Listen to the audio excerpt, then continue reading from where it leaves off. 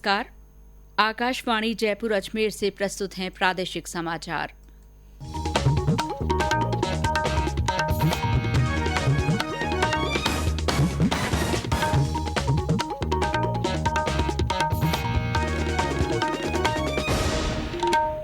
मुख्य समाचार।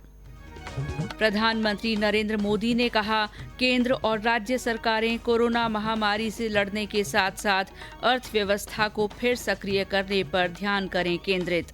राज्य में कोविड-19 मरीजों की संख्या बढ़कर हुई 2234, आज 49 नए मामले सामने आए। प्रदेश में कोरोना संक्रमित लोग ठीक होकर पहुंच रहे हैं अपने अपने घर। राज्य में जेलों के कर्मचारियों तथा कैदियों ने अब तक तैयार किए 2 लाख मास्क। गृह विभाग ने कहा, ग्रामीण इलाकों में मनरेगा के तहत कार्य हुए शुरू। जयपुर के 4 दीवारी इलाके में संक्रमण रोकने के लिए सख्ती की जरूरत। और कोविड-19 के रोगियों के इलाज में प्लाज्मा थेरेपी एक महत्वपूर्ण साधन के रूप में उभरी।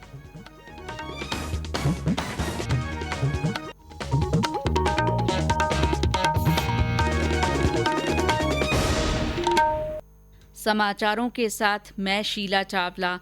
और अब समाचार विस्तार से।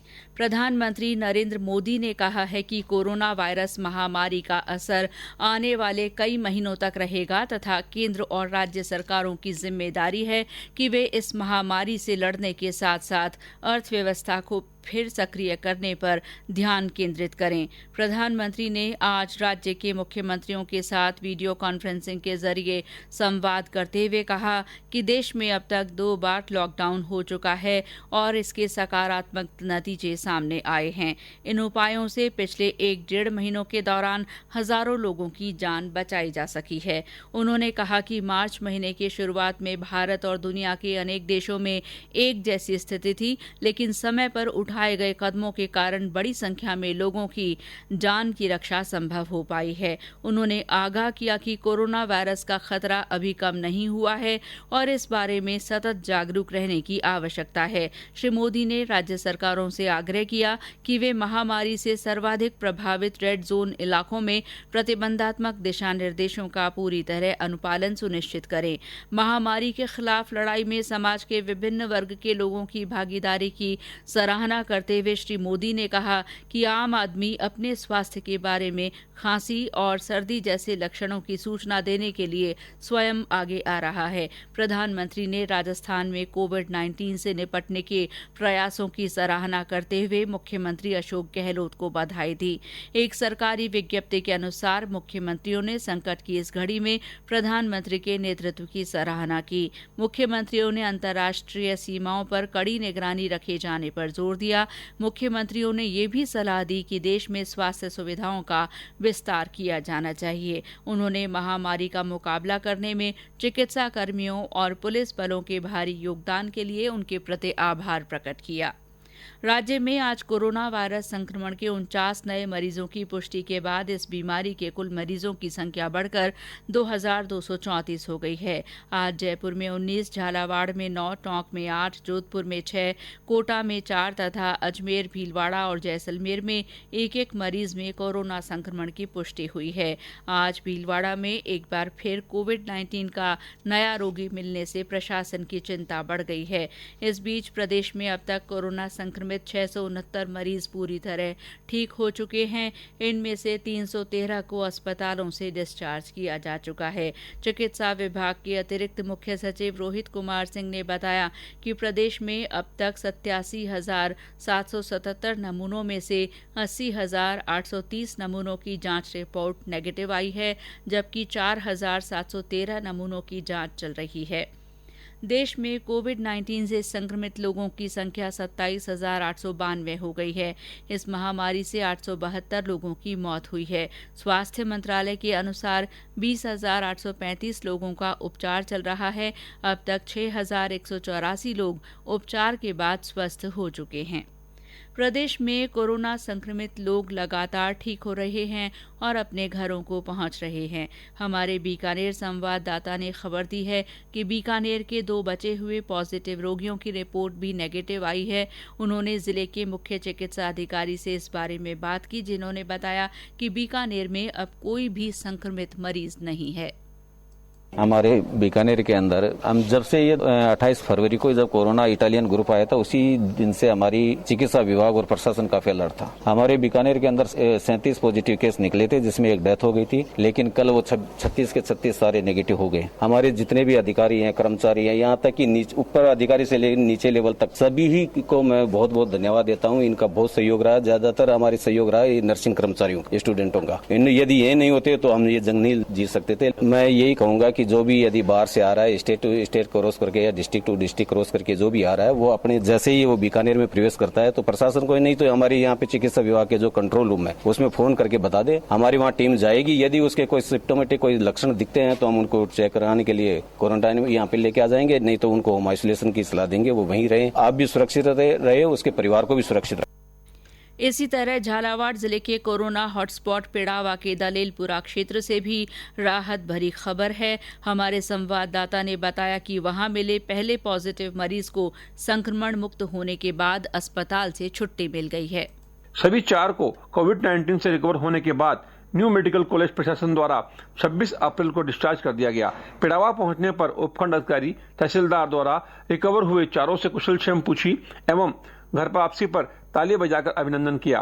साथ ही प्रशासन व चिकित्सा विभाग द्वारा उन्हें 14 दिनों के लिए होम क्वारंटाइन किया गया है। सभी आम जन को संदेश दिया कि वे प्रशासन और चिकित्सा विभाग द्वारा उठाए जा रहे कदम व निर्देशों की पालना करें ताकि जिले में कोरोना वायरस का संक्रमण नहीं फैले। इन सभी के सुरक्षित आने पर पूरे मोहल्ले दलेलपुरा सहित पिड़ावा कस्बे में खुशी का माहौल है। अरुण कुमार शौरी, आकाशवाणी समाचार, झालावाड़। कोरोना वायरस के फैलाव को देखते हुए राज्य की जेलों के कर्मचारियों और कैदियों ने अभी तक करीब 2 लाख मास्क तैयार किए हैं। हमारे संवाददाता ने बताया कि जयपुर सहित प्रदेश के 12 जेलों में मास्क बनाने का काम चल रहा है। कोरोना के संकट में राज्य के जेल कर्मी तथा जेलों में बंद कैदी अब तक 2 लाख मास्क तैयार कर चुके हैं। जेल विभाग के उप महानिरीक्षक विकास कुमार ने बताया कि ऐसे समय में समाज की सुरक्षा के लिए हर छोटा योगदान महत्वपूर्ण होता है।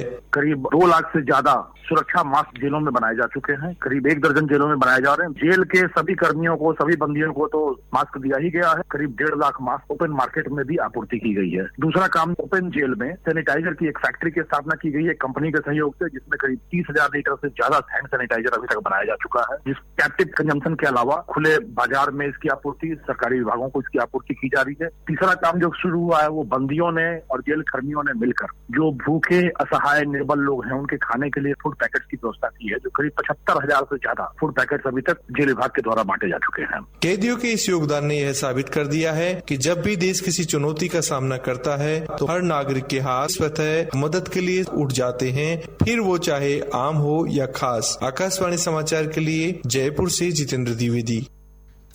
ये समाचार आकाशवाणी जयपुर अजमेर से प्रसारित किए जा रहे हैं। केंद्र द्वारा गैर हॉटस्पॉट क्षेत्रों में लॉकडाउन में छूट दिए जाने के बाद से विभिन्न निर्माण और उत्पादन गतिविधियां शुरू हो गई हैं। गृह मंत्रालय में संयुक्त सचिव पुण्य सलिला श्रीवास्तव ने आज संवाददाता सम्मेलन में बताया कि ग्रामीण इलाकों में मनरेगा के तहत कार्य शुरू हो गए हैं। मनरेगा के तहत भी कार्यों ने गति पाई है। वाटर कंजर्वेशन और इरिगेशन जैसे लार्ज कम्युनिटी असेट्स पर भी मनरेगा के तहत काम शुरू हो गया है और 2 करोड़ से ज्यादा श्रमिकों को रोजगार प्राप्त हुआ है। सर्वे के अनुसार लगभग 60% फूड प्रोसेसिंग यूनिट्स ऑपरेशनल हो गई हैं। स्पेशल इकोनॉमिक जोन्स में 2,825 इकाइयां और इसके अलावा 350 एक्सपोर्ट ओरिएंटेड यूनिट्स भी क्रियाशील हो चुकी हैं। ग्रामीण क्षेत्र में निर्माण कार्यों से, ईंट भट्टों के संचालन से और सड़क परियोजनाओं इत्यादि के प्रारंभ होने से स्थानीय और प्रवासी श्रमिकों को फिर से रोजगार मिल रहा है। ये आवश्यक है कि इन सब कार्यों को करते हुए हम सावधानी बरतें, राष्ट्रीय निर्देशों का पालन करें। उन्होंने बताया कि कोरोना संक्रमण के संबंध में हालात का जायजा लेने जयपुर गए केंद्रीय दल ने कहा है कि शहर के चारदीवारी इलाके में संक्रमण रोकने के लिए सख्ती की जरूरत है। जयपुर की आईएमसीटी ने पिछले कुछ दिनों में डिस्ट्रिक्ट के hospitals, quarantine centres, containment zones और मजदूरों के लिए स्थापित रिलीफ कैंप्स का भी दौरा किया। उन्होंने मुख्य सचिव एवं वरिष्ठ अधिकारियों के साथ बैठक की और अपने अनुभव के आधार पर सुझाव दिया कि वॉल्ड सिटी में शाम को लॉकडाउन के नियमों का उल्लंघन न हो, इसके लिए सख्त कदम उठाने की आवश्यकता है। उन्होंने कहा कि इस पर ध्यान दिया जाए कि राशन और आवश्यक वस्तुओं की सप्लाई और भी व्यवस्थित हो। क्वारंटाइन कैंप्स को आवासीय क्षेत्रों से दूर ले जाने की आवश्यकता है। उन्होंने टेस्ट के रिजल्ट्स की गति बढ़ाने पर बल दिया। प्रवासी मजदूरों को ले जाने के लिए आज पंजाब से 37 बसें जैसलमेर के मोहनगढ़ पहुंची।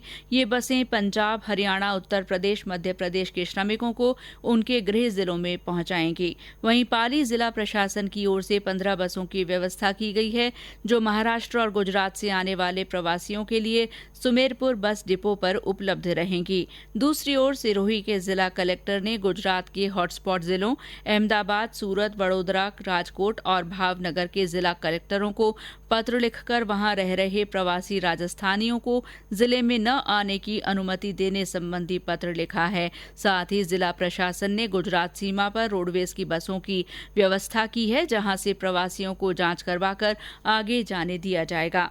राजसमंद के मूल निवासी जो वर्तमान में महाराष्ट्र में रह रहे हैं, उनके राजसमंद आने की स्वीकृति महाराष्ट्र सरकार द्वारा नहीं दी गई है। जिला कलेक्टर ने बताया कि अन्य राज्यों के हॉटस्पॉट जिलों से भी प्रवासियों को राजसमंद आने की स्वीकृति नहीं दी गई है, लेकिन वे जिले जो हॉटस्पॉट नहीं है, वहां से राजसमंद आने वाले प्रवासी और श्रमिक एकीकृत कॉल सेंटर या ई मित्र पोर्टल और राज कोविड-19 मोबाइल ऐप पर पंजीकरण करवा सकते हैं। कोविड-19 के रोगियों के इलाज में प्लाज्मा थेरेपी एक महत्वपूर्ण साधन के रूप में उभर कर सामने आई है। अमेरिका, ब्रिटेन और चीन जैसे देशों ने कोविड-19 के मरीजों के उपचार के लिए नैदानिक परीक्षण शुरू कर दिया है। भारत की औषधि महानियंत्रक ने कोविड-19 के रोगियों के इलाज के लिए आईसीएमआर के मानकों के तहत प्लाज्मा थेरेपी के परीक्षण की अनुमति दे दी है। प्लाज्मा थेरेपी का मूल सिद्धांत स्वस्थ व्यक्ति की प्रतिरोधक क्षमता का विकास करना है। इस थेरेपी से कोविड-19 के रोगियों की प्रतिरोधक क्षमता में वृद्धि होती है। ये थेरेपी कोरोना से गंभीर रूप से प्रभावित मरीजों के लिए है, जिसे मरीज की सहमति के बाद ही दिया जाता है। कोरोना वायरस संक्रमण से बचने में आयुर्वेदिक उपाय बहुत कारगर हैं। जयपुर स्थित राष्ट्रीय आयुर्वेद संस्थान के निदेशक प्रोफेसर संजीव शर्मा ने आकाशवाणी को बताया कि घर में ही उपलब्ध चीजों से आयुर्वेदिक काढ़ा बनाया जा सकता है, जो रोग प्रतिरोधक क्षमता बढ़ाने में सहायक होता है और कोरोना वायरस या अन्य किसी संक्रमण से बचाने में भी कारगर है। हम एक जो घर में काढ़ा या जिसको हर्बल टी हम कह सकते हैं वो बना सकते हैं। एक तुलसी, दालचीनी, काली मिर्च, सौंठ या शुंठी जिसको कहते हैं, या मुनक्का तो राइजिन या जो सूखा हुआ अंगूर जिसको कहते हैं, डाक जिसको कहते हैं, ये और उसमें थोड़ा सा अगर हम गुड़ का मीठा मिला लें तो ये एक बहुत अच्छा एक ड्रिंक बनता है। हर्बल टी है, ये दवाई की दवाई है और टी की टी है, और इसका प्रयोग हम बड़े सक्सेसफुली हम कर सकते हैं। एक गोल्डन मिल्क है, स्वर्ण दूध, इसमें क्या है लगभग 1 कप दूध यानी 150 ml के लगभग गर्म दूध और आधा चम्मच हल्दी का डाल करके और उसमें मीठा अपने स्वाद के अनुसार डाल करके तो आप लगातार ले सकते हैं। रोज दिन में 1 या 2 बार ले लें। आयुर्वेद ये मानता है अपने आप में। श्रोताओं से निवेदन है कि वे कोरोना संक्रमण के संबंध में सोशल मीडिया पर आ रही भ्रामक जानकारियों को साझा न करें और घरों में ही रहें, सतर्क रहें और आकाशवाणी समाचार सुनते रहें। श्रोता कोरोना वायरस से संबंधित किसी भी सहायता के लिए केंद्र और राज्य की ओर से जारी हेल्पलाइन नंबर पर फोन कर सकते हैं।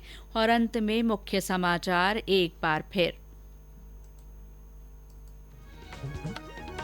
प्रधानमंत्री नरेंद्र मोदी ने कहा केंद्र और राज्य सरकारें कोरोना महामारी से लड़ने के साथ साथ अर्थव्यवस्था को फिर सक्रिय करने पर ध्यान केंद्रित करें।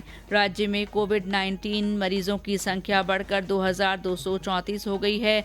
आज 49 नए मामले सामने आए हैं।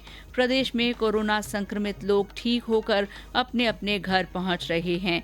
राज्य में जेलों के कर्मचारियों तथा कैदियों ने अब तक 2 लाख मास्क तैयार किए हैं।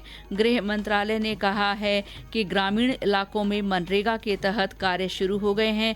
वहीं जयपुर के 4 दीवारी इलाके में संक्रमण रोकने के लिए सख्ती की जरूरत है और कोविड-19 के रोगियों के इलाज में प्लाज्मा थेरेपी एक महत्वपूर्ण साधन के रूप में उभरी है। इसी के साथ प्रादेशिक समाचार बुलेटिन समाप्त हुआ। नमस्कार।